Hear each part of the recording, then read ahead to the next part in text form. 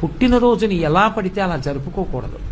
పుట్టినరోజు జరుపుకునేటటువంటి వ్యక్తి ఆ రోజు తెల్లవారుజామున నిద్ర లేచి అభ్యంజన స్నానం చెయ్యాలి. అంటే ఒంటికి నూనె వ్రాసుకుంటే అలక్ష్మి పోతుంది.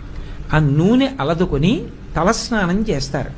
చేసే ముందు పెద్దవాళ్ళు తల మీద నూనె పెట్టి ఆశీర్వచనం చేయడం, వెన్నుపాము నిమరణం ఆచారంగా వస్తోంది. ఆ స్నానం చేసిన తరువాత ఇష్టదేవతని ఆరాధన చెయ్యాలి. ఇంట్లో కులదైవం ఇష్టదైవం ఉంటారు. ఆ కులదైవాన్ని ఇష్టదైవాన్ని ఆరాధన చెయ్యాలి.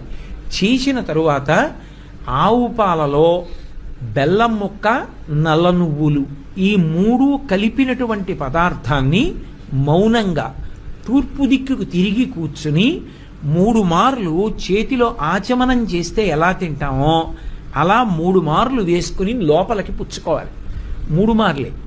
ఎందుచేత అంటే నల్ల నువ్వులు, బెల్లం, ఆవు పాలు కలిసినటువంటి పదార్థాన్ని 3 మాటలు పుచ్చుకుంటే వచ్చే పుట్టినరోజు లోపల ఏదైనా గండకాలం ఉంటే తొలగిపోతుంది అని.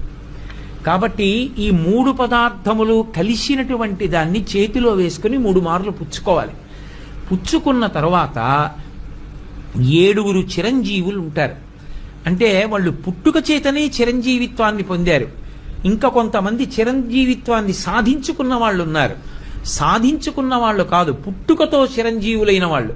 అశ్వత్థామ, బలి, వ్యాసుడు. అశ్వత్థామ, బలి, వ్యాసో హనుమాంశ్చ విభీషణ. హనుమంతుడు, విభీషణుడు, కృపాచార్యుడు, పరశురాముడు. వీళ్ళ 7 కూడా సప్తైతే చిరజీవిన, పుట్టుకతైచ చిరంజీవులు. ఈ 7 పేర్లు మనసులోనన్నా స్మరించాలి, పైకన్నా చెప్పాలి. ఆ రోజున తల్లిదండ్రులకి, గురువు గారికి తప్పకుండా నమస్కారం చేసి వాళ్ళ ఆశీర్వచనం అందుకోవాలి. మీ ఇంటికి దగ్గరలో ఏ దేవాలయం ఉంటే ఆ దేవాలయాన్ని దర్శనం చెయ్యాలి.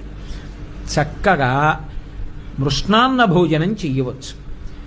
రాత్రి మాత్రం బ్రహ్మచర్యాన్ని పాటించాలి. పుట్టినరోజున బ్రహ్మచర్య దీక్షకి విరుద్ధమైనటువంటి సాంసారికమైన కార్యక్రమాల్ని నిర్వహించకూడదు. అలా ఉంటే ఆ రోజు పుట్టినరోజుని సక్రమంగా చేసుకున్నాడు అని చెప్తారు. తన శక్తి కొలది దాన ధర్మాలు నిర్వహించాలి. తనకి ఐశ్వర్యం ఉందా, దానం చేస్తాడు. తనకి ఐశ్వర్యం లేదు, గోగ్రాసం అంటారు. చేతి నిండా కాసిని పచ్చగడ్డి పరకలు పట్టుకెళ్ళి ఒక ఆవుకి తినిపించి ప్రదక్షిణం చేసి నమస్కరిస్తే చాలు. ఇవి పుట్టినరోజు నాడు తప్పకుండా జ్ఞాపకం పెట్టుకుని చెయ్యవలసినటువంటి విషయాలు.